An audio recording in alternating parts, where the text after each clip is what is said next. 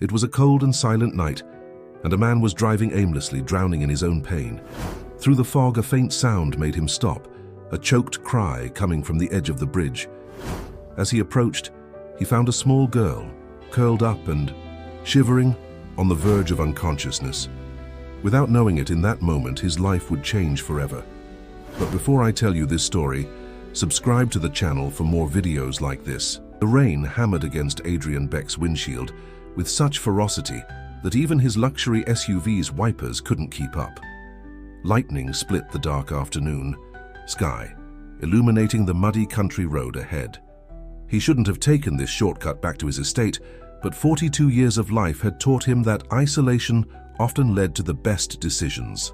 The same isolation that had helped him build his fortune now threatened to strand him in the middle of nowhere, 20 miles outside of Burlington, Vermont. Another flash of lightning revealed something that made Adrian's heart skip a beat. A cluster of people huddled by the roadside, their bodies bent against the wind and rain. His first instinct was to drive past. He hadn't become a millionaire by stopping for strangers on deserted roads, but something about their frantic gestures made him ease off the accelerator. The sound of screaming pierced through the storm's fury. Adrian pulled over, his tires sinking into the soft shoulder. As he stepped out into the downpour, the cold rain instantly soaked through his expensive wool coat. 5 people stood at the edge of what appeared to be a sinkhole, their faces masks, of helpless terror. "Please," a woman grabbed his arm, her grip desperate. "My daughter, she's down there." Adrian peered into the hole, his blood ran cold. 20 feet below, a little girl clung to a protruding root, her small body trembling. The walls of earth around her were rapidly turning to mud, threatening to collapse at any moment. She couldn't have been more than 5 years old. "Someone called 911, a man shouted over the storm, "but they said it'll be at least 30 minutes. Adrian watched as chunks of soil broke free and tumbled into the darkness below. The girl whimpered, her grip visibly weakening. They didn't have 30 minutes. "Hold this." Adrian shrugged off his coat and handed it to the nearest person. A lifetime of careful calculation and risk assessment screamed at him to wait for professionals. But as he watched the child's fingers slip another inch, he knew there was no choice. The descent was treacherous. Each handhold threatened to give way under his weight. Freezing mud coated his clothes, worked its way under his fingernails. The girl's mother kept calling out a name. "Lucy, hold on, baby." "Lucy," Adrian called out, trying to keep his voice steady. "I'm coming to help you. Just hold on a little longer." Her tear-streaked face turned toward him. "I'm scared." "I know you are, but you're doing great. You're so brave." He was almost within reach now. The rain was coming down harder, creating tiny waterfalls of mud that threatened to sweep them both away. "Can you reach for my hand?" Lucy stretched her arm toward him, but the movement caused the root she was holding to shift. She screamed as it began to pull free from the wall. Adrian lunged forward, abandoning all caution. His fingers closed around her wrist just as the root gave way completely. The sudden weight of the child pulled him forward, and he felt the ground beneath. His feet crumble. They were falling. In those terrifying seconds, Adrian did the only thing he could. He pulled Lucy close and twisted his body to shield her from impact. They hit bottom hard, and immediately the walls of the sinkhole began to collapse around them. Adrian curled himself tighter around the girl as dirt and debris rained down. When the cascade of earth finally stopped, they were trapped in a space barely big enough for them to breathe. Water trickled in from above, threatening to fill their tiny air pocket. Lucy sobbed against his chest, her small body shaking uncontrollably. "Shh," Adrian whispered, though his own heart was racing. "I've got you. We're going to be okay." He shifted slightly, trying to create more space for her to breathe. The movement caused more dirt to slide down around them. "Try to stay very still." Above, he could hear muffled shouting. Help would come. It had to. But as the minutes stretched on and the water continued to rise, Adrian felt the first real tendrils of fear wrap around his heart. Not for himself, but for the trembling child in his arms who trusted him to keep her safe. "Tell me about your favorite thing in the whole world," he said softly, desperate to keep her calm and conscious. My cat," Lucy whispered between chattering teeth. "His name is Pancake." Pancake? That's a great name. What color is he? Orange and white, like a real pancake. Their whispered conversation continued. As the water rose past their shoulders, Adrian's muscles screamed from holding the same position, but he didn't dare move. One wrong shift could bring down what remained of their fragile pocket of safety. He could feel Lucy's responses growing, weaker, her small body becoming dangerously cold despite his efforts to shield her. The sound of sirens finally pierced the gloom above, but would help arrive in time. As Lucy's head lolled against his shoulder, Adrian faced the terrifying possibility that he might have to watch this child die in his arms, trapped in the dark and the cold, while salvation waited just out of reach. Time lost all meaning in the suffocating darkness. Adrian's world had shrunk to the sound of Lucy's increasingly shallow breathing and the steady drip of water. His body ached from maintaining the same position, muscles cramping as he continued to shield the child from the weight of the earth around them. The cold had long since penetrated to his bones, but he forced himself to keep talking to keep Lucy conscious. "Tell me more about Pancake," he whispered, his voice hoarse. "What's his favorite toy?" No response. "Lucy." Panic surged through him. "Lucy, you need to answer me." Her head rested limply against his chest. He couldn't see her face in the darkness, couldn't tell if she was still breathing. The realization that this child might die here, trapped in his arms, struck him with devastating force. For all his wealth, all his careful planning and control, he was powerless to prevent it. Above, the sounds of rescue operations grew louder. Metal groaned against earth, and voices called out instructions. But they seemed so far away, and Lucy was so still. "Please," Adrian whispered, though he wasn't sure to whom. He hadn't prayed since his wife Sarah's death 5 years ago. That loss had driven him into isolation, into building walls around himself as solid as the earth that now imprisoned him. "Please, not again." A sudden shift in the earth above sent a cascade of dirt down upon them. Adrian curled tighter around, Lucy expecting to be crushed. Instead, a shaft of weak daylight penetrated their prison. A voice called down, "We've got a visual." The next few minutes were a blur of activity. Ropes descended, hands reached down, and somehow they were being pulled upward. Adrian refused to release his hold on Lucy until they were fully clear of the hole. As paramedics swarmed around them, he finally got his first clear look at her face. Her skin was pale blue, lips tinged with the same terrible shade. "She's not breathing," someone shouted. They pulled Lucy from his arms, laying her on a stretcher. Adrian tried to follow, but found his own legs wouldn't support him. The world tilted sideways as hypothermia and exhaustion finally claimed him.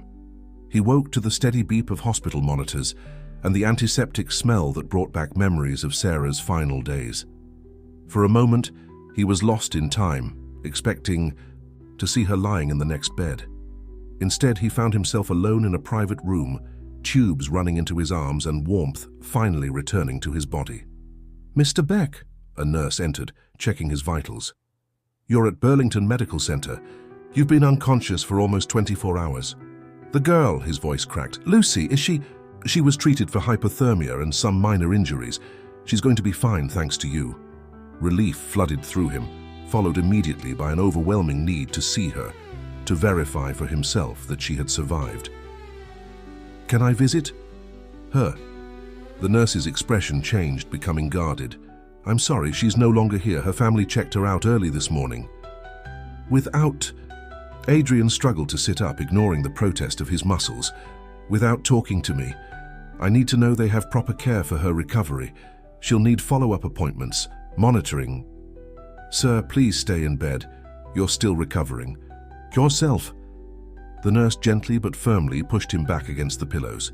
The family left against medical advice. They seemed very anxious to leave. Something about her tone set off warning bells in Adrian's mind. He'd spent years reading people, understanding what they weren't saying. "What aren't you telling me?" The nurse hesitated. "It's not my place to discuss other patients, but..." There were some concerning aspects about the family's behavior. They refused to fill out proper paperwork, wouldn't provide contact information. Security noticed them leaving through a side entrance before dawn. Adrian's mind raced. The mother's desperate eyes at the sinkhole, the way she'd clutched at his arm. There had been more than just fear for her child in that gesture. There had been the raw panic of someone who knew they couldn't afford to draw attention to themselves. "I need my phone," he said, "and my laptop." "Mr. Beck, you need rest. What I need is to make sure that child is safe." The words surprised him even as he spoke them. When was the last time he'd felt such urgency about anything? Since Sarah's death, he'd moved through life in a careful routine, managing his investments from the seclusion of his estate, avoiding connections. That could lead to more loss. But the memory of Lucy's small body trembling in his arms, her trust as she told him about her cat, it had awakened something he'd thought long dead. He couldn't simply return to his isolated existence, not without knowing she was truly safe.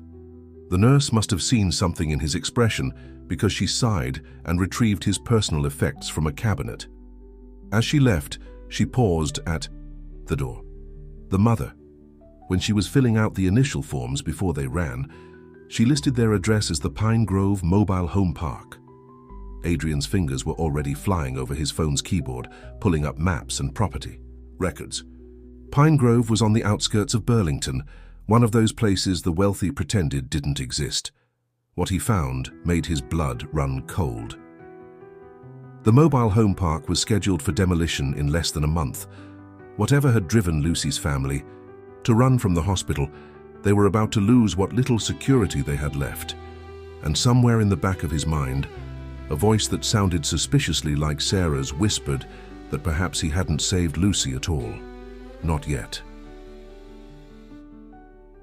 The doctors insisted Adrian stay another night for observation, but he barely slept. Every time he closed his eyes, he saw Lucy's blue-tinged lips, felt the crushing weight of earth around them. By morning, he had made dozens of calls, pulling strings and calling in favors to learn what he could about Pine Grove and its residents. The mobile home park was owned by a development company that planned to build luxury condominiums. Most residents had already been forced out by rising lot rents and deteriorating conditions. Those who remained were the ones with nowhere else to go. Against medical advice, Adrian checked himself out of the hospital the next morning. His driver, Marcus, was waiting with a change of clothes and the SUV. "Take me to Pine Grove," Adrian said, sliding into the back seat. His body still ached and his hands trembled slightly, aftershocks from the hypothermia, but he couldn't wait any longer. Marcus glanced at him in the rearview mirror. "Sir, it's not a safe area." "I don't pay you to question my decisions, Marcus." The drive took them through increasingly run-down neighborhoods until they turned onto a rutted dirt road. A faded sign announced Pine Grove Mobile Home Park in peeling letters. The place was a maze of dilapidated trailers, many with broken windows covered by plastic sheets. Children's toys lay abandoned in muddy yards, and hungry-looking cats prowled between the homes. Adrian stepped out of the SUV, his expensive shoes sinking into the mud. The few residents visible quickly disappeared inside their homes, doors clicking shut as he passed. He understood their wariness. Men in tailored suits rarely brought good news to places like this. He found Lot 17, the address from the partial hospital forms, but the trailer was empty, door hanging off its hinges. A neighbor watched, him from behind a torn screen door. "Looking for Diana and the kid?" the woman called out, her voice rough from cigarettes. "Diana." The mother had a name now. "Yes, do you know where they went?" "Took off last night, packed what they could carry and left the rest."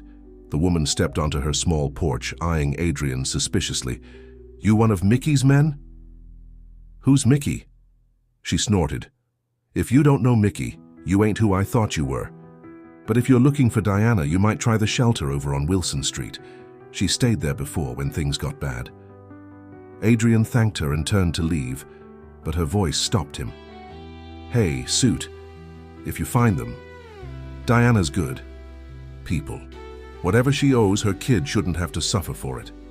The Wilson Street shelter was a converted church, its stone walls gray with city grime. Inside, the air smelled of institutional cleaning products and too many people in too. Smaller space. A harried-looking woman at the front desk barely glanced up from her paperwork. "I'm looking for Diana." Adrian realized he didn't even know their last name. She might have come in last night with her daughter, Lucy. Little girl, about 5 years old. "We don't give out information about our residents," the woman replied automatically. Adrian pulled out his wallet and laid his platinum credit card on the desk. "I want to help them. Whatever they need. Food, clothes, medical care, a safe, a place to stay. Name your price." Now she looked up, really seeing him for the first time. "Sir, even if they were here, and I'm not saying they are, these women come to us because they're running from something. Usually someone with money, who thinks they can buy whatever they want." The words hit Adrian like a physical blow. Is that what he was doing? Throwing money at the problem like he did with everything else that threatened to make him feel? "I pulled her daughter from a sinkhole 2 days ago," he said quietly. "We were trapped there for hours. I held her while she stopped breathing, praying she'd survive. I need to know she's okay." Something in his voice must have reached the woman, because her expression softened slightly. "Diana, they're not here. Diana asked about a bed last night, but we were full. She mentioned trying her sister in Essex Junction."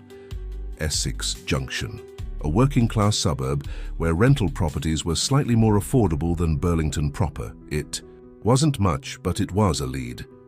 Back in the SUV, Adrian made more calls. Property records, utility companies, school registrations. He had resources and connections, and he used them all. But with each dead end, a growing sense of dread filled him. What if he was too late? What if whatever Diana was running from caught up with them first? The sun was setting when Marcus pulled up outside a rundown apartment complex in Essex Junction. Adrian's sources had found a Louise Martinez who'd recently added 2 people to her lease. As he walked up the crumbling concrete steps, he heard a child's laughter from one of the upper units. He recognized Lucy's voice instantly. The sound sent relief flooding through him, followed immediately by uncertainty. What right did he have to intrude on their lives? Maybe Diana had good reasons for running. Before he could decide whether to climb the final flight of stairs, a man's angry voice cut through the evening air. "Diana, open this door. You think you can hide from Mickey forever?" The laughter stopped. A door slammed. Heavy footsteps descended the stairs above, and Adrian pressed himself against the wall as a burly man in a leather jacket stormed past, punching the railing in frustration. Adrian waited until the man was gone before climbing to the 3rd floor. At the end of the hallway, a door opened slightly and frightened eyes peered out. "Please," Diana whispered. "Whoever you are, just go away."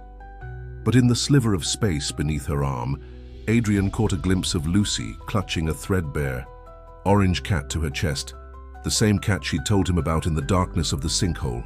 "Pancake," he said softly. "His name is Pancake." Diana's eyes widened at the mention of the cat's name.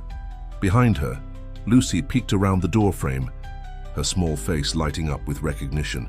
"It's the man from the hole, Mommy. He saved me." She tried to push past her mother, but Diana held her back. "Why are you here?" Diana's voice trembled, but her grip on the door remained firm. "How did you find us?" Adrian held up his empty hands, trying to appear as non-threatening as possible. "I just wanted to make sure Lucy was getting proper medical care. The way you left the hospital." He paused, choosing his next words carefully. "I have resources, I can help." "We don't need your help." But the tremor in her voice betrayed her. The apartment behind her was barely furnished, just a worn couch, a folding table, and some blankets on the floor. A half-empty box of cereal sat on the counter, and Lucy's clothes were visibly worn. "Who's Mickey?" Adrian asked quietly. The color drained from Diana's face. She tried to close the door, but Adrian caught it with his hand, not forcing it open, just preventing it from closing completely. "I heard his man just now. Whatever trouble you're in running isn't the solution, not when it puts Lucy at risk. You don't understand anything." Diana's voice cracked. "Mickey, he seemed like the answer when we had nowhere else to turn. The bank had foreclosed on our house after Lucy's father died. We were living in my car. Mickey offered to help, said he'd loan me enough. How to get back on our feet. Adrian knew where this was going. He'd seen it before, though he'd always kept his distance, protected by his wealth and isolation. What was the interest rate? 40% per month. Diana laughed bitterly. I thought I could manage it. I had a job lined up, was sure I could pay it back quickly. But then Lucy got sick and I missed work, and the interest just kept growing. Now I owe him over $20,000 on a $3,000 loan. Mommy, Lucy tugged at her mother's shirt. I'm hungry. The words seemed to physically pain Diana. She pressed her lips together, fighting back tears. We'll eat soon, baby. Go play with Pancake. Adrian reached for his wallet, but Diana's expression hardened. We don't want your money. Then what? Do you want? I want... Her voice broke. I want my daughter to be safe. I want to stop running. I want to sleep through the night without jumping at every sound, thinking it's Mickey's men coming to collect. I want... She gestured helplessly. At the sparse apartment. I want her to have a real home again. Before Adrian could respond, heavy footsteps echoed up the stairwell. Multiple sets this time. Diana! Mickey's voice boomed through the hallway. Brought some friends this time. We're gonna... have a real nice chat about that money you owe. Diana grabbed Lucy, pulling her away from the door. Please, she whispered to Adrian. If you really want to help, forget you found us. Just go. But Adrian didn't move. He stood in the doorway, his mind racing. Through the thin walls, he could hear Lucy starting to cry, could hear the heavy tread of Mickey and his men getting closer. The smart thing would be to walk away.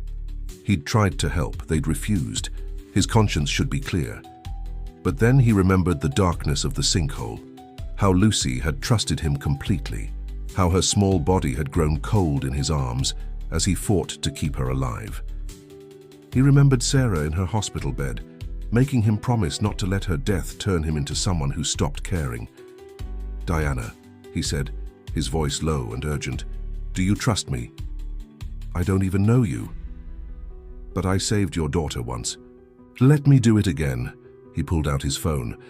I have a house, a guest house actually, on my property, completely separate from the main building, totally private. You'd be safe there while we figure this out. No strings attached. The footsteps were almost at their floor now. Diana looked from Lucy to the stairwell and back to Adrian, indecision warring on her face. There's no time, Adrian pressed. My driver's downstairs. We can be gone before they reach this floor, or you can stay and face Mickey. Your choice. Lucy clutched Pancake tighter, her small body shaking. Mommy, I'm scared. Diana closed her eyes for a moment, then opened them with new determination. We need 2 minutes to grab our things. You have one. Adrian was already texting Marcus, telling him to bring the car around to the back of the building. They threw what little they had into a single duffel bag, clothes, Lucy's stuffed animal, some photos. As Mickey's voice grew louder, they slipped out the back door of the apartment and down the fire escape, Lucy clinging to Diana's back while Pancake nestled in Adrian's arms. They were pulling away from the curb, just as angry shouts erupted from the 3rd floor. In the rearview mirror, Adrian saw Mickey's men spill out of the building, but by then they were turning the corner, leaving the rundown apartment complex behind. In the back seat, Lucy had fallen asleep against her mother's shoulder. Diana stared out the window, her face a mask of worry and exhaustion. Neither of them knew that this escape, as desperate as it felt, was only the beginning of their troubles. The drive to Adrian's estate took them through winding country roads, each mile putting more distance between them and Mickey's threats. As they passed through the ornate iron gates, Diana's breath caught audibly. The main house loomed ahead, a sprawling Victorian mansion surrounded by carefully manicured gardens. But Marcus steered the SUV past it, following a tree-lined path to a smaller building nestled among old maple trees. The guest house was modest by comparison, a 2-story cottage with a wraparound porch, but Diana knew it was nicer than anywhere she'd lived even before Tom's death. She gently shook Lucy awake as they pulled up to the door. Here we are, sweetheart, time to wake up. Lucy rubbed her eyes, taking in their surroundings with wonder. Is this where princesses live? Adrian, who had been quiet during the drive, smiled slightly. No princesses, just me, and I live in the big house over there. This place has been empty since my housekeeper retired last year. He led them inside, flicking on lights to reveal a fully furnished living room.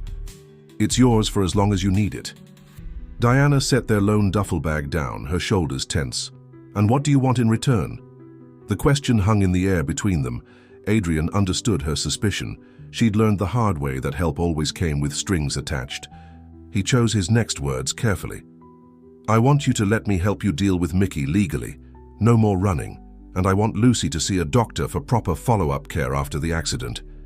He paused, then added softly, That's all.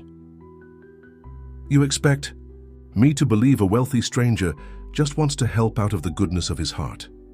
Diana's voice was bitter. Men like you don't... Mommy, look! Lucy's excited cry interrupted them. She stood at the kitchen window, pointing outside. There's a playground, Adrian nodded.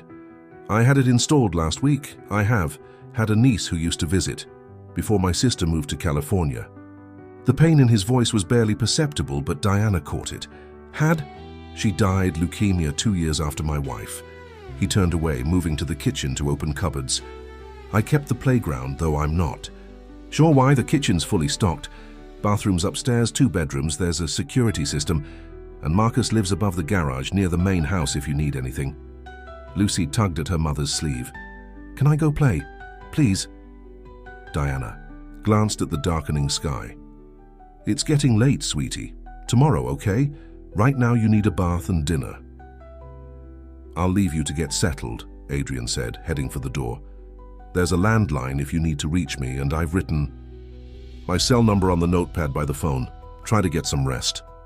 But rest didn't come easily that night. Diana lay awake in the unfamiliar bedroom, listening to Lucy's steady breathing from the twin bed across the room. She couldn't bring herself to let her daughter sleep in a separate room. Not yet. Every creak of the house made her tense, expecting Mickey's men to appear. Around midnight, voices outside drew her to the window. Adrian stood in the garden, arguing with someone on his phone. I don't care what it costs, his voice drifted up. I want everything you can find on Mickey Doyle and his loan operation. Every transaction, every property, every associate. Yes, I understand it's not exactly legal. No, I need it by tomorrow. Diana stepped back from the window, her heart pounding. What had she gotten them into? Adrian's wealth and connections might protect them from Mickey, but what if he was just as dangerous in his own way?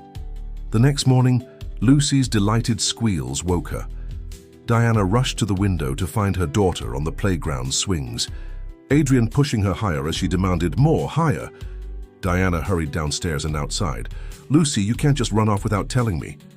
But Mommy, Mr. Adrian made pancakes, real ones, not just the cat. Lucy's face was flushed with excitement, and he said he knows a doctor who can look at my chest where it still hurts from the hole. Diana's anger faltered. Lucy hadn't smiled like this in months, and now that she mentioned it, that lingering cough from the accident still hadn't cleared up completely.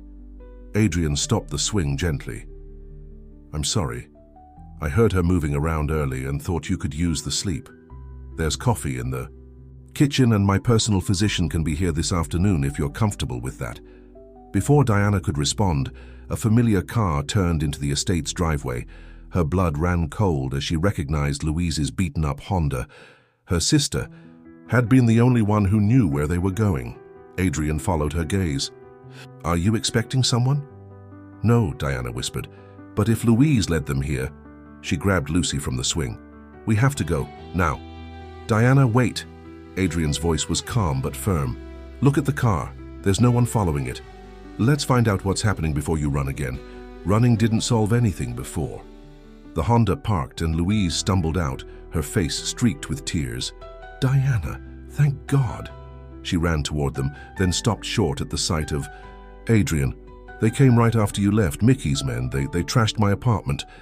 Said they'd be back every day until I told them where to find you. I didn't know what to do. Lucy clung to her mother's leg as Diana's world tilted sideways. Her sister's appearance confirmed her worst fears. There was no escaping Mickey. He would keep coming, keep hurting everyone she was close to, until he found them. Adrian stepped forward, his expression hardening. Louise, right? Come inside. Tell us exactly what Mickey's men said, every detail. He turned to Diana. You don't have to run anymore, but you do have to trust me. Will you do that? Diana looked down at Lucy, then at her terrified sister, and finally at Adrian.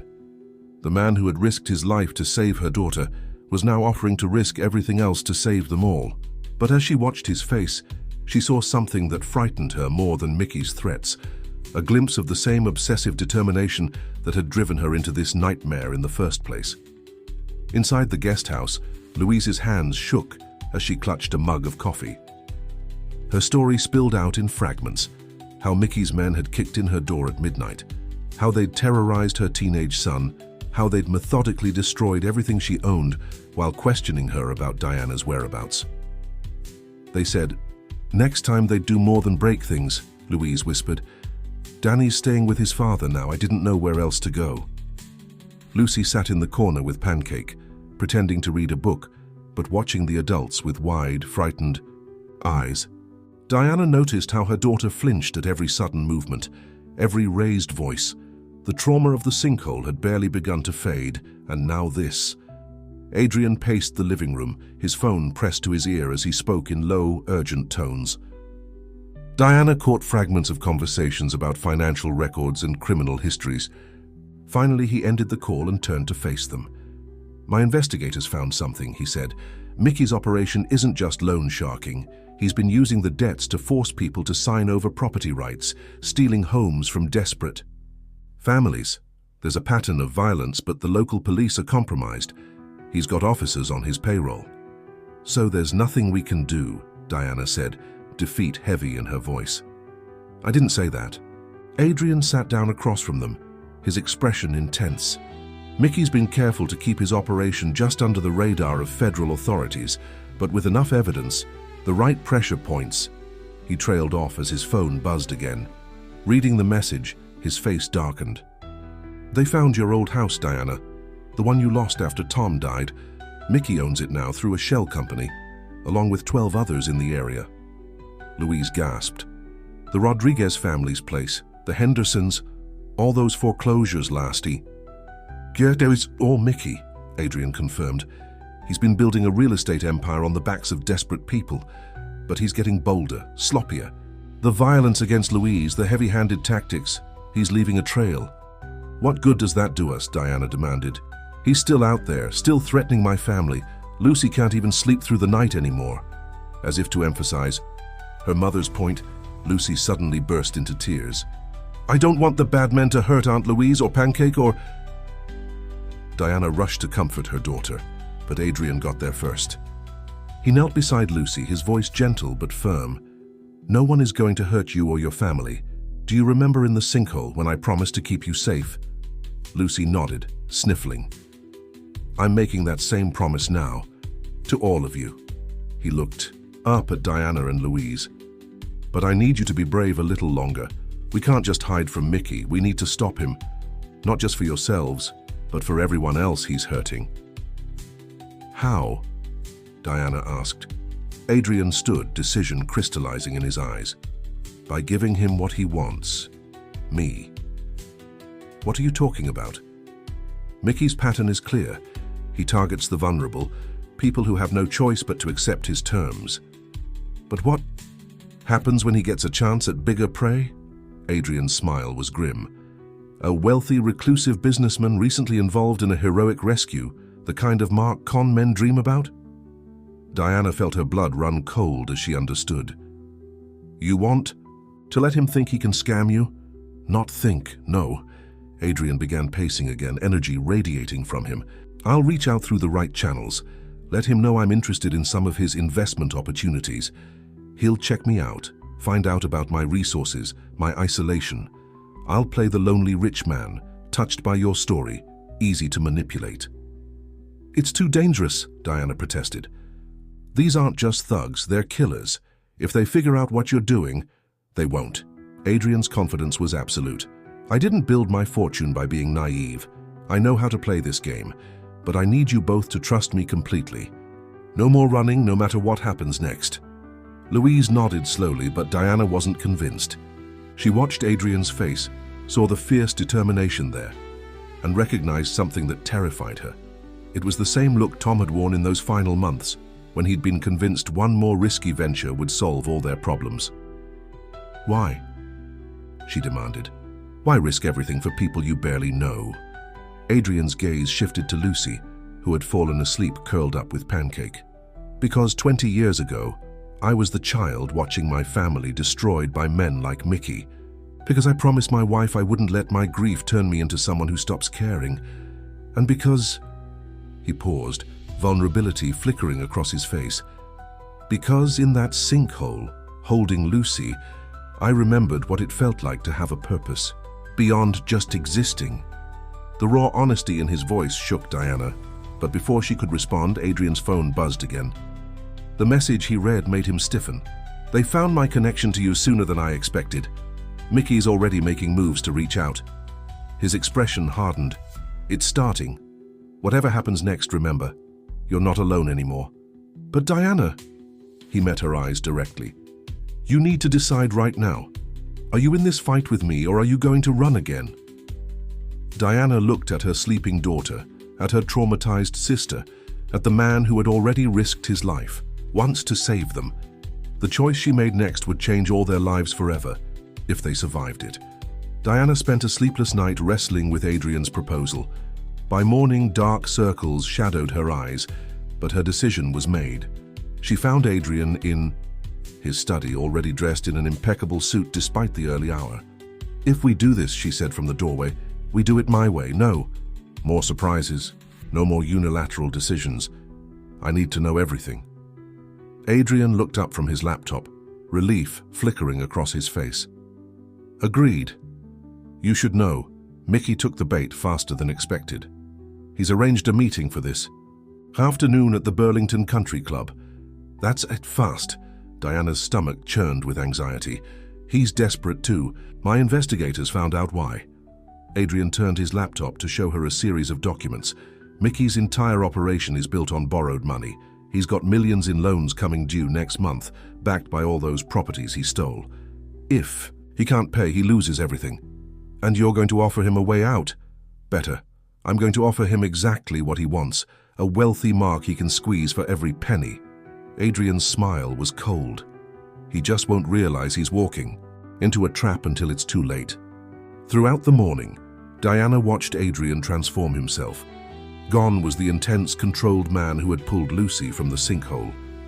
In his place emerged someone else, a lonely, wealthy widower, desperate for connection and meaning.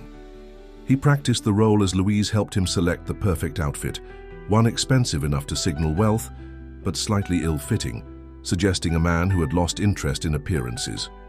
"The key," Adrian explained as he deliberately messed up his tie, "is to make him think he's smarter than me.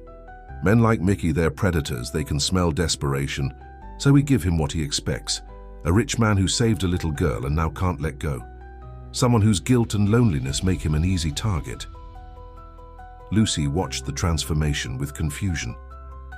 "Why are you making your clothes messy, Mr. Adrian?" "It's like playing dress-up," he told her gently. "Sometimes grown-ups have to pretend to be something they're not to help people they care about." But Diana saw how his hands shook slightly as he prepared, how his jaw clenched when he thought no one was watching. This wasn't just a role for him. He was dredging up real pain, real loneliness to make his performance convincing. At noon, Marcus drove Adrian to the country club. Diana insisted on following in Louise's car, parking where she could watch. The entrance. She couldn't hear what was happening inside, but she could see through the large windows as Adrian met with a man she recognized all too well, Mickey Doyle. Mickey was everything and nothing like she expected. In his expensive suit and carefully styled hair, he looked more like a successful businessman than a brutal loan shark. But Diana remembered the sound of his men's footsteps on the stairs, the terror in her sister's voice. Through the window, she watched the dance unfold. Adrian played his part perfectly, slightly too eager, slightly too trusting. She saw how Mickey leaned in, saw the predatory gleam in his eyes as Adrian casually mentioned his investment portfolio. 2 hours later, Adrian returned to the car. His face was flushed with apparent excitement as he loudly told Marcus about the wonderful investment opportunity he'd discovered. But once they were safely back at the estate, his mask crumbled. "He's worse than we thought," Adrian said, loosening his tie with shaking hands. "It's not just the loans and properties. He's building something bigger, a network of shell companies, offshore accounts. He's got politicians in his pocket, building inspectors, even judges." Did he suspect anything? No. He thinks he's found his perfect mark, a rich, lonely man, easy to manipulate through his guilt over a child he saved. Adrian's laugh was bitter. "He's already planning to use Lucy against me. He talked about arranging a chance meeting, how wonderful it would be for her to have a father figure in her life." Diana felt sick. "We should stop this now, it's too dangerous." "We can't." Adrian ran a hand through his hair, destroying its careful styling. "Mickey's already put people watching the estate. He saw how I looked at Lucy today. He knows. He's got me hooked. If we back out now, he'll know something's wrong." Before Diana could argue further, Lucy's scream pierced the air. They rushed to the guest house to find her thrashing in her bed, caught in another nightmare. Diana gathered her daughter in her arms, feeling the small body shake with sobs. "The hole," Lucy whimpered. "The dark. It was eating us." Adrian stood in the doorway, his face a mask of anguish as he watched Diana comfort her daughter. In that moment, she understood. This wasn't just about justice or redemption for him. Every cry, every nightmare was a reminder of those terrifying hours in the sinkhole when he'd held Lucy's life in his hands. "We'll stop him," Diana said quietly, surprising herself. "Not just for us, but for every family he's destroyed." Adrian nodded, but his next words chilled her. "Mickey's invited me to dinner tomorrow night to meet some of his business associates. If I can get into his inner circle," he paused, seeing the fear in her eyes. "I know what you're thinking, that this is like Tom, taking bigger and bigger risks. But I'm not doing this out of desperation. I'm doing it because it's right." Diana looked down at Lucy, finally quiet in her arms. "Just promise me one thing. Promise me you won't let your need to save us blind you to the danger. Lucy can't lose another father figure, even one she's just met." The words hung between them, heavy with implication. Neither of them had admitted how quickly Lucy had bonded with Adrian, how naturally he'd slipped into their lives, or how much they all had to lose if his plan failed. The dinner with Mickey's associates turned into daily meetings. Adrian would return to the estate looking increasingly haggard, his expensive suits carrying the stale smell of cigar smoke from Mickey's preferred venues. Diana watched him change day by day, the strain of his double life etching new lines around his eyes. A week into the operation, Adrian stumbled into the guest house well past midnight. Diana was still awake, sitting at the kitchen table with a cold cup of coffee. "You look terrible," she said quietly, not wanting to wake Lucy upstairs. Adrian sank into a chair, loosening his tie. "They're testing me. Small investments at first, watching how I react to losses." He pulled out his phone, showing her a banking app. "I've lost nearly $1 million this week alone. Can you afford that?" His laugh was hollow. "The money's not the problem, it's..." He hesitated, then pulled a small recorder from his pocket. "Listen to this. I managed to record part of tonight's conversation." Mickey's voice filled the kitchen, slightly distorted but clear enough. "Remember that family on Cedar Street? The ones who thought they could skip town without paying? Found them in Pittsburgh last week. Amazing what happens to people's attitudes when you mention their kids' school schedule." Diana's hand flew to her mouth. "He's threatening children." "It gets worse." Adrian's face was grim. "They're not just targeting desperate families anymore. They're actively creating debt, paying off building inspectors to condemn properties, bribing health officials to shut down small businesses. Then Mickey swoops in with his helping hand and the cycle begins." "How many families?" "Hundreds, maybe thousands." Adrian rubbed his eyes. "And every day I sit there pretending to admire their business acumen, pretending I don't see the lives they're destroying." Today, Mickey had me meet a judge he's got in his pocket. They laughed about foreclosure cases, about parents losing custody battles because they couldn't pay Mickey's rates. Diana watched him carefully. The toll wasn't just physical, She could see how each compromise, each moment of pretending to approve of Mickey's cruelty, was wearing away at him. "Maybe we should," she began, but a creak on the stairs silenced. "Hurst and Lucy stood in her pajamas clutching Pancake. "I had another bad dream." Adrian straightened immediately, his exhaustion masked by a gentle smile. "Want to tell us about it?" Lucy padded over, climbing into her mother's lap. The hole was, back, but this time... She looked at Adrian with frightened eyes. "This time you didn't come save us." Diana felt Adrian flinch as if he'd been struck. Before he could respond, his phone buzzed. The message made him pale. "Mickey wants me to attend a special meeting tomorrow night. He says it's time to show me how they handle problem accounts." "Why?" "Can't go," Diana said immediately. "If they're planning to hurt someone, if I don't go, they'll know something's wrong. Everything we've done, all the evidence we've gathered, it won't matter if Mickey realizes I'm not who I'm pretending to be." Adrian stood, pacing the small kitchen. "But you're right. I can't just watch if they're planning violence." Lucy's small voice cut through their tension. "Are the bad men going to hurt more people?" Diana hugged her daughter closer, but it was Adrian who answered. "No, sweetheart, because we're going to stop them." He turned to Diana, his expression resolute. "I need you to call this number." He wrote it down on a napkin. "It's a federal agent I've been feeding information to. Tell her everything's moving faster than we expected. Tell her about tomorrow night's meeting." "You're calling in the authorities? Now?" "Not exactly." Adrian's voice was steady, but Diana saw fear in his eyes. "Mickey's too careful for a frontal assault.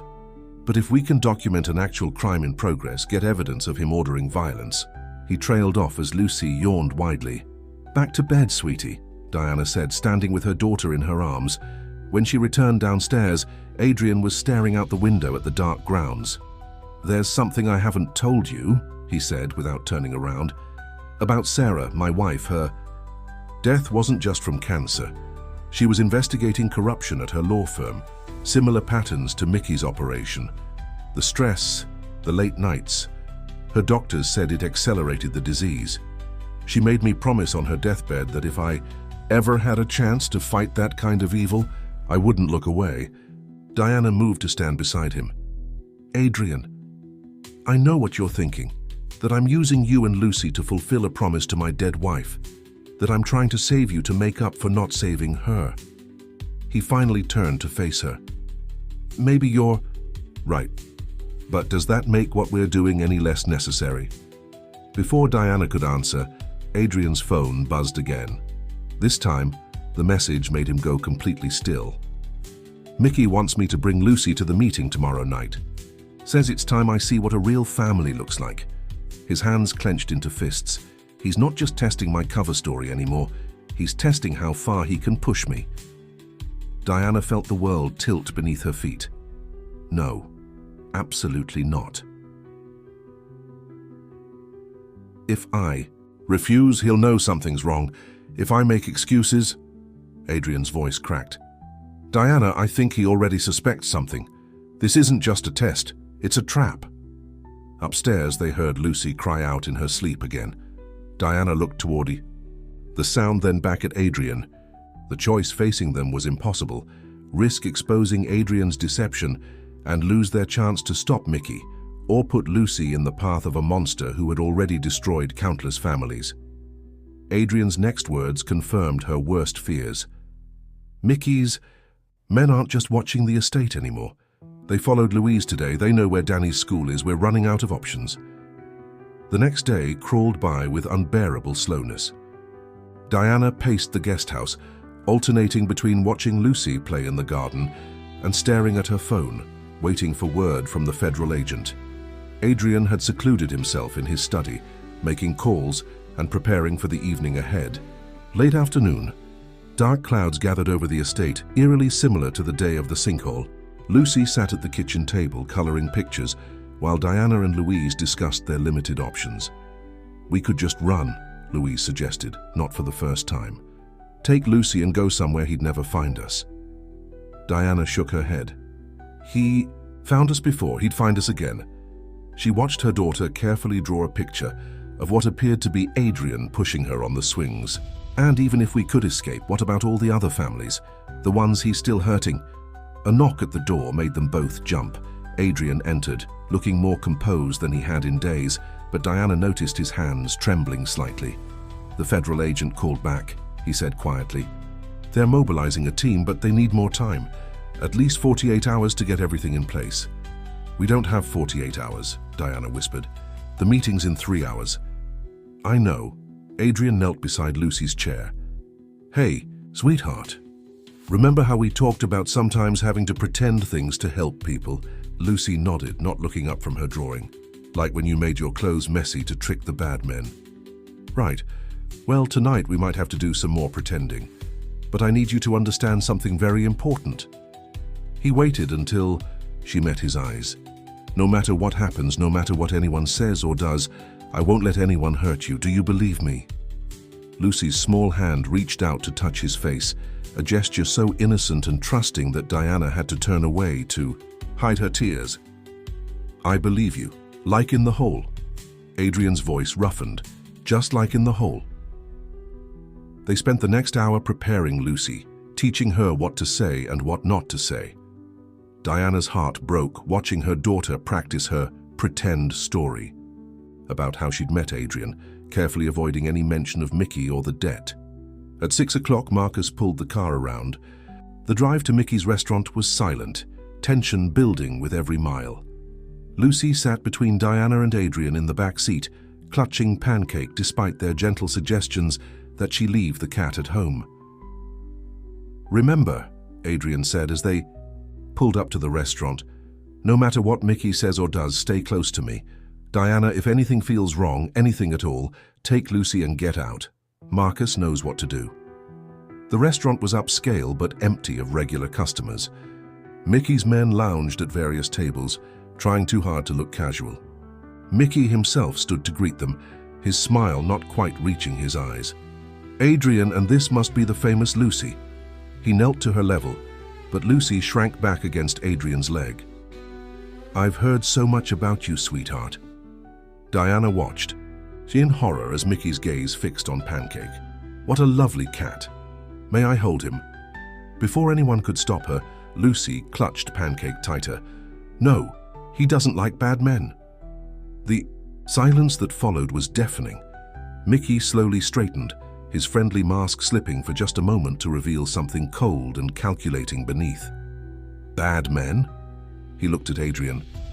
Interesting choice of words for a child. Adrian's laugh sounded forced even to Diana's ears. "Kids, right? She's been watching too many superhero movies. Everything's good guys and bad guys at that age." Mickey's smile returned, but his eyes remained hard.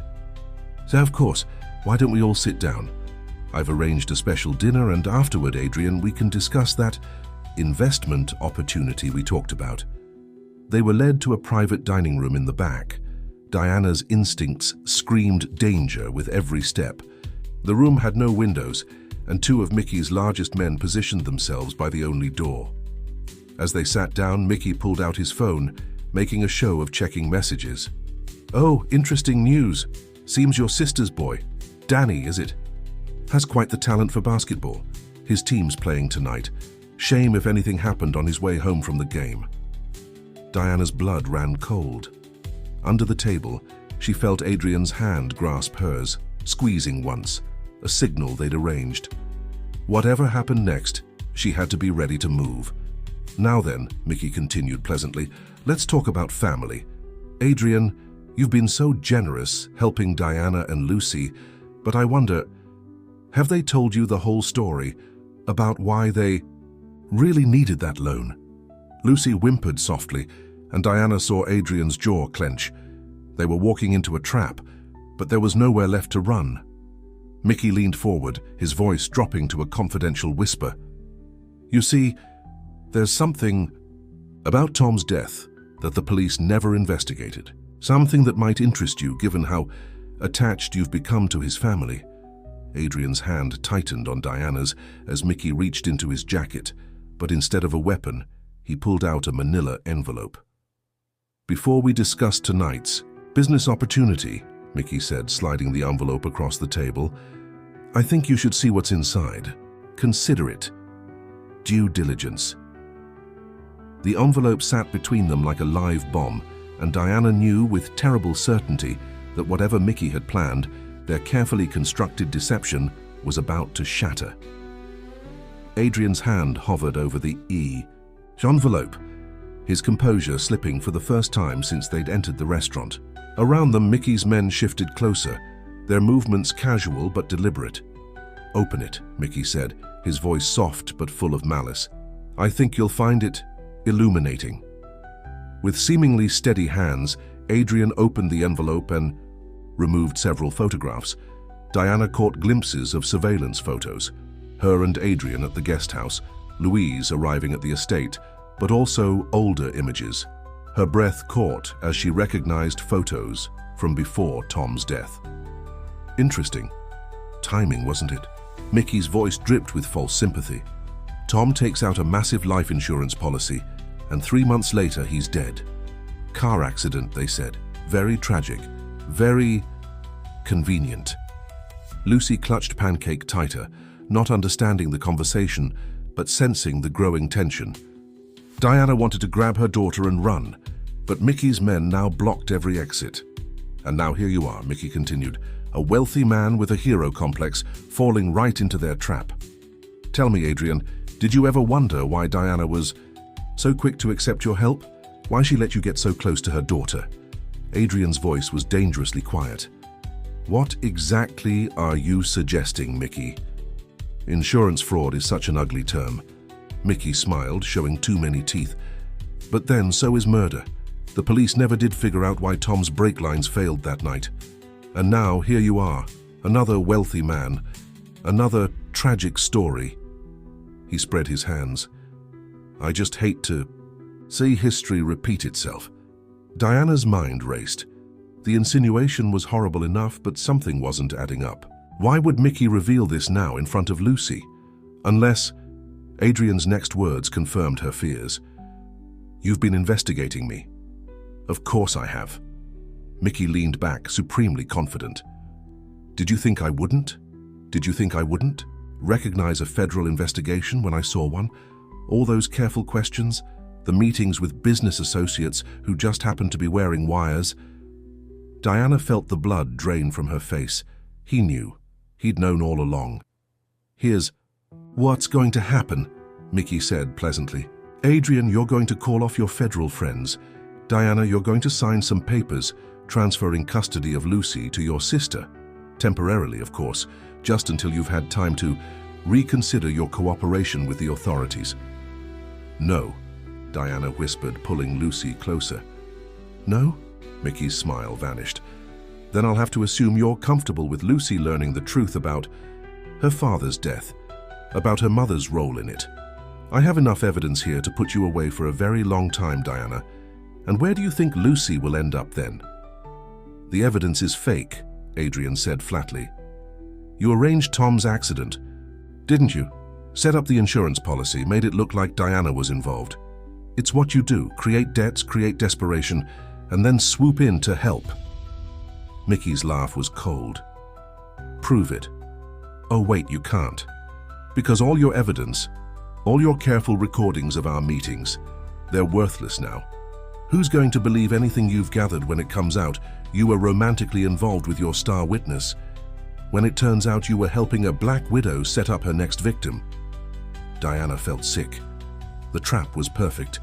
If they fought back, Mickey would destroy her, take Lucy away, and discredit Adrian's entire investigation. If they gave in... A small voice cut through the tension. "You're lying about my daddy." All eyes turned to Lucy. She stood up on her chair, still clutching Pancake, tears streaming down her face, but her voice steady. "Lucy, honey, sit down," Diana pleaded. "No, he's lying. Daddy loved us. He wouldn't..." Lucy's voice broke, but her next words froze everyone in the room. "The bad men came to our house before. They made Daddy scared. I saw them." Mickey's smug expression faltered. "What?" "I was supposed to be sleeping," Lucy continued, hiccuping through tears. "But I heard voices. The bad men said Daddy had to sign papers, had to take money he didn't want. They said they'd hurt me if he didn't. Diana stared at her daughter in shock. Lucy had never told her this, had never given any indication she'd witnessed. "That's enough," Mickey snapped, his composure cracking. "Shut her up." But Lucy wasn't finished. "And then Daddy died and you came and hurt Mommy and made us run away and—" I said, "Shut her up." Mickey stood, his chair scraping back. One of his men moved toward Lucy. What happened next seemed to unfold in slow motion. Adrian surged up, putting himself between Lucy and Mickey's man. Diana grabbed her daughter, ready to run. And then, through the chaos, came the sound of a door bursting open. "Federal agents!" Everyone on the ground. The room exploded into motion. Mickey lunged for the envelope of photos, but Adrian was faster. As federal agents swarmed the room, Diana clutched Lucy to her chest, shielding her daughter's eyes from the scene. "It's okay," she whispered. "It's okay, it's over." But as she watched Mickey being handcuffed, his face contorted with rage, Diana knew it wasn't over. Not yet. Because the look he gave them promised that even in defeat, he had one last card to play. One final way to destroy them all. The aftermath of the raid was chaos. Federal agents swarmed the restaurant, collecting evidence and taking statements. Diana sat in an unmarked car with Lucy asleep in her lap, watching as Mickey and his men were led away in handcuffs. But even from a distance, she could see Mickey's smile, that same confident, knowing smirk that told her this wasn't finished. Adrian spoke with the agents for hours, his formal mask finally cracking to show the exhaustion beneath. When he finally joined them in the car, his face was grave. "Mickey had a failsafe," he said quietly, careful not to wake Lucy. "He's been recording everything, every meeting, every conversation, including tonight." "But that's good, isn't it?" Diana whispered. "More evidence against him." "It would be, except—" Adrian ran a hand through his hair. "He had someone editing the recordings in real time, splicing them together to create a different narrative. One where you and I plotted this whole thing to frame him. They've already uploaded it to multiple servers." Diana felt her blood run cold. "He's going to make it look like we set him up. Worse, he's going to make it look like we were working together from the beginning, that the sinkhole rescue was staged, that we orchestrated everything to destroy his legitimate business." Adrian's voice was bitter. "His lawyers are already spinning it. The grieving widow and the lonely millionaire conspiring to destroy a successful businessman who tried to help their community. But that's ridiculous. There were witnesses at the sinkhole, the hospital record, all of which can be questioned, cast into doubt. Mickey's got judges in his pocket, remember? All he needs is enough reasonable doubt to muddy the waters." Adrian glanced at Lucy. "And he's going to use her as the key to his defense." Diana tightened her arms around her sleeping daughter. "What do you mean?" "His lawyers are going to argue that you used Lucy to manipulate me, that you coached her to lie about witnessing threats to her father. They'll paint you as an unfit mother who endangered her child for financial gain." Adrian's voice cracked. "They'll demand Lucy be placed in protective custody during the investigation." "No." The word came out as a strangled whisper. "They can't." "They can. Mickey's already set it in motion. His contacts in family services, the judges he owns, they're moving fast. By morning, they'll have an emergency custody order." Diana felt the walls closing in.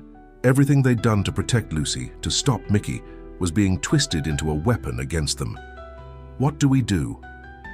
Adrian was quiet for a long moment, watching the federal agents load boxes of evidence into their vehicles. "There might be a way, but it's risky, and you're not going to like it." "Tell me." "Mickey's whole defense relies on discrediting us, making us look like manipulative conspirators. But there's one piece of evidence he can't fake, can't edit or twist." Adrian turned to face her fully. "The sinkhole. The actual moment when Lucy and I were trapped." Diana's eyes widened as she understood. "The trauma. If we can prove that moment was real, that the bond Lucy and I formed was genuine, everything else falls apart. His edited recordings, his claims about manipulation, None of it will stand up against the raw truth of what happened that day. But how? It was months ago. Adrian took a deep breath. Because I was wearing a medical monitoring device that day. After Sarah died, my doctors insisted on it, tracking my heart rate, blood pressure, oxygen levels. I never mentioned it because I didn't think it was important. But that device was recording every moment we were in that hole. Every elevated heartbeat, every drop in oxygen as we were buried alive. And you still have this data. Backed up to my private server. Data Mickey doesn't know exists, that he couldn't have accessed or tampered with. Medical data that proves, beyond any doubt, that Lucy and I really were trapped, really were dying together in that hole. Adrian's voice softened. But to use it, to explain why I was wearing the monitor in the first place, you'd have to reveal everything about Sarah, about your grief, your isolation. Everything I've kept private for years. Every painful detail Mickey could use to try to paint me as unstable, obsessed. Adrian looked at Lucy. But if it protects her, Diana reached out, taking his hand. You'd do that? Expose yourself like that? In the sinkhole, I promised to keep her safe, whatever it takes. But before Diana could respond, Lucy stirred in her sleep, whimpering. Her eyes flew open, filled with terror. Mommy, the bad men, they're taking Pancake. Diana froze. In the chaos of the raid, she realized with horror, they'd left Lucy's beloved cat at the restaurant. And something in Mickey's final smile suggested he'd noticed. Adrian was already moving. Stay here, I'll get him. Adrian, wait. It's probably a trap? Of course it is. He looked back at them, his expression determined. But sometimes, walking into a trap is the only way to spring it. As Adrian disappeared back into the restaurant, Diana held Lucy close, watching the darkness swallow him. She couldn't shake the feeling that Mickey's final move was about to be revealed, and that this time, the price of stopping him might be more than any of them were prepared to pay. The restaurant's interior was eerily quiet after the chaos of the raid.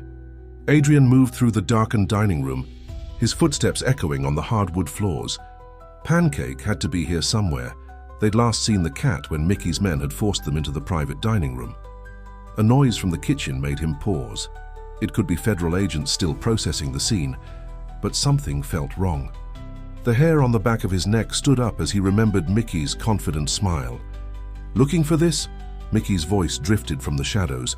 He stepped into view, holding Pancake by the scruff of the neck. Two of his men flanked him. Apparently not all had been arrested in the raid. I thought you were in custody, Adrian said carefully, noting the exits, the distances between them. Money talks. Even federal agents have their price. Mickey stroked Pancake's fur with his free hand. The cat squirmed uncomfortably. Amazing how attached children get to their pets, isn't it? How devastated they are when something happens to them. Adrian's hands clenched into fists. This is what you're reduced to, threatening a child's cat. This, Mickey laughed coldly, this is just the beginning. You think those recordings I released are bad? I've got judges ready to sign orders that will tear that family apart. By morning, Lucy will be in state custody. Diana will be facing criminal charges, and you... His smile widened. Well, let's just say your reputation won't survive what's coming. It's over, Mickey. The federal investigation will take years to sort out. Years of appeals, years of Lucy bouncing around the foster system while her mother fights charges of fraud and child endangerment. Years of your carefully built business empire crumbling under allegations of conspiracy and corruption. Mickey's grip on Pancake tightened, making the cat yowl. Unless what? Unless we make a deal. Right now.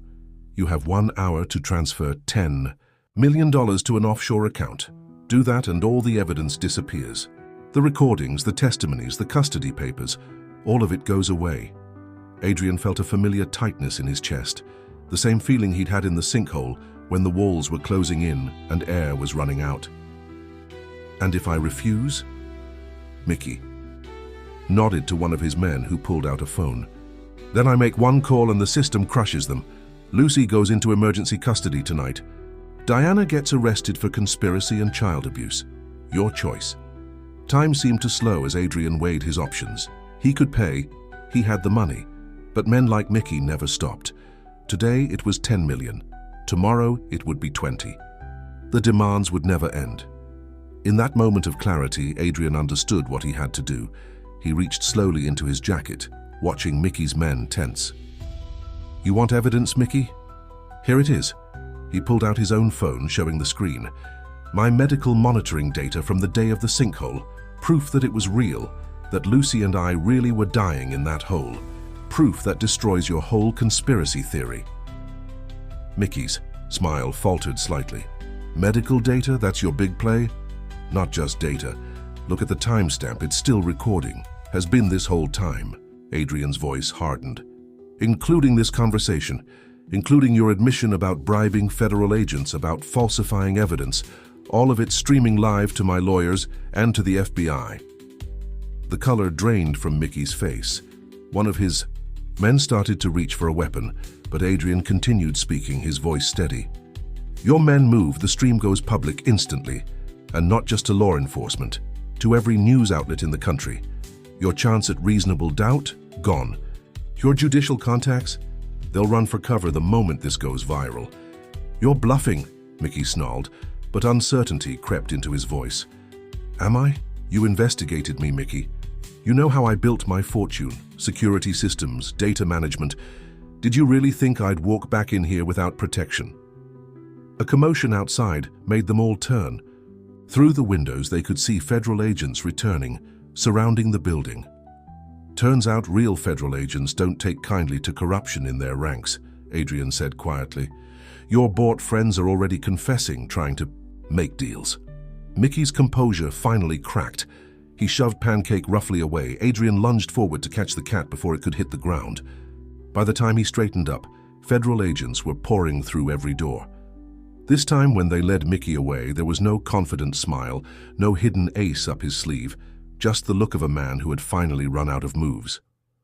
Outside, Diana ran to meet him, Lucy close behind. "Adrian, are you—" She stopped at the sight of his face. What happened in there? "It's over," he said simply, handing Pancake to Lucy. The cat immediately curled around her shoulders, purring loudly. "Really over this time?" Lucy looked up at him with wide eyes. "No more bad men?" Adrian knelt down to her level, just as he had that day by the swings. "No more bad men, no more running, no more fear. Promise. Promise." He looked at Diana as he said it, letting her see the truth in his eyes. "Mickey's going away for a very long time, and his friends in the system are falling over themselves. To confess, hoping for leniency." Diana's eyes filled with tears. "The custody threat?" "Gone, along with all the other threats." He stood, wincing slightly. "Though I might need to find a new financial advisor. Turns out investing with loan sharks isn't great for the portfolio." Diana laughed through her tears, and then, without warning, threw her arms around him. After a moment's surprise, he hugged her back. Lucy joined them, wrapping her small arms around their legs while Pancake purred contentedly. Later that night, back at the estate, Adrian stood at his study window, watching Diana and Lucy in the garden. They were on the swings again, their laughter drifting up through the evening air. On the windowsill, his medical monitor blinked steadily, its readings finally, after so many years, showing a heart at peace. He touched the window gently, remembering Sarah's final words, "Don't let my death be the thing that stops you from living." Looking at the small family in his garden, a family that had started with a moment of crisis and grown into something precious and real, Adrian knew he had finally kept that promise. Not by forgetting his grief, but by letting it teach him how to love again. Lucy waved up at him from the swing, her smile bright in the gathering dusk. "Come play, Mr. Adrian." He didn't hesitate. Sometimes the greatest acts of courage weren't about rushing into sinkholes or confronting criminals. Sometimes they were about simply opening your heart again, about choosing to live fully despite knowing the risks of loss. Adrian walked out into the garden, into the laughter, into his future. Behind him, the shadows of the past finally began to fade in the light of new beginnings.